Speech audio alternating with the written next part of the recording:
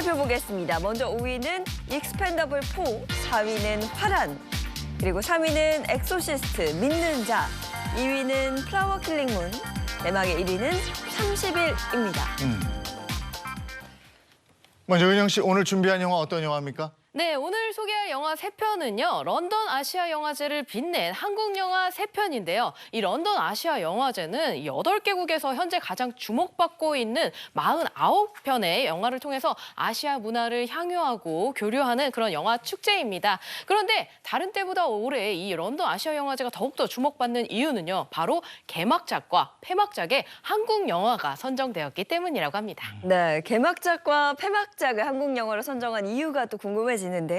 가장 먼저 첫 번째 영화부터 소개해 주시죠. 네, 런던 아시아 영화제를 빛낸 한국 영화 첫 번째 영화는요. 런던 아시아 영화제의 개막작으로 선정된 영화 소년들입니다. 이 소년들이라는 영화는요. 지방의 작은 도시의 한 슈퍼에서 발생한 강도 살인 사건의 범인으로 내몰린 3명의 소년에 대한 재수사를 시작하는 형사의 이야기를 그린 작품인데요. 11월 1일 개봉을 앞두고 있습니다. 런던 아시아 영화제에서 개막작으로 선정된 소년들, 현지에서 아주 뜨거운 반응이라고요?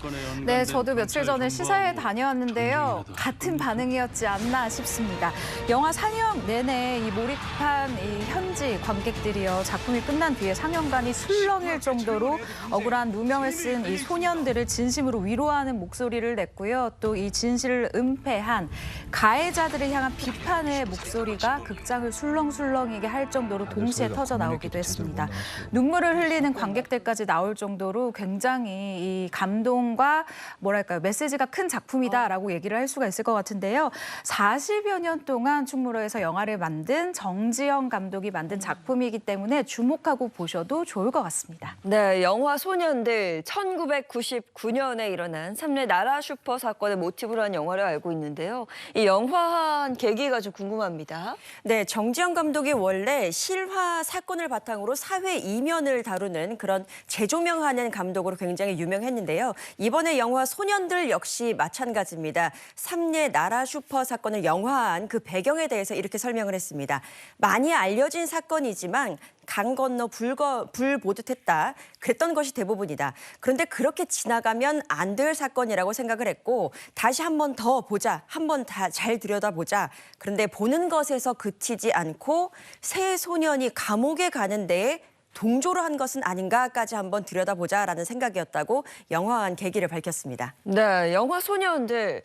그런데 이 영화가 그 연대기 순으로 보여주는 게 아니라면서요? 네, 쉽게 이야기하면 이 영화는요, 시간의 순서대로 흐르는 게 아닙니다. 현재와 과거가 오가는 이 교차 편집의 이 형식을 취했는데요. 좀 더 구체적으로 설명을 드리자면 2000년에 재수사 과정 그리고 2016년도 재심 과정을 이 점층적으로 배치를 해서 사건 실화극이라는 장르적 재미를 배가시켰습니다. 덕분에 이 영화를 보면요, 아주 숨막히는 긴장감 그리고 압도적인 몰입감을 느낄 수가 있었는데요. 정지영 감독이 이 같은 연출 방식을 쓴 이유에 대해서 이렇게 얘기를 하더라고요. 처음에는 사실 이 시간의 순서대로 시나리오를 썼는데 관객들이 왠지 전편과 후편으로 나눠서 다른 호흡으로 이 영화를 볼 것 같았다. 그래서 이를 극복하기 위해서 과거와 현재를 섞었다라고 이야기를 했습니다.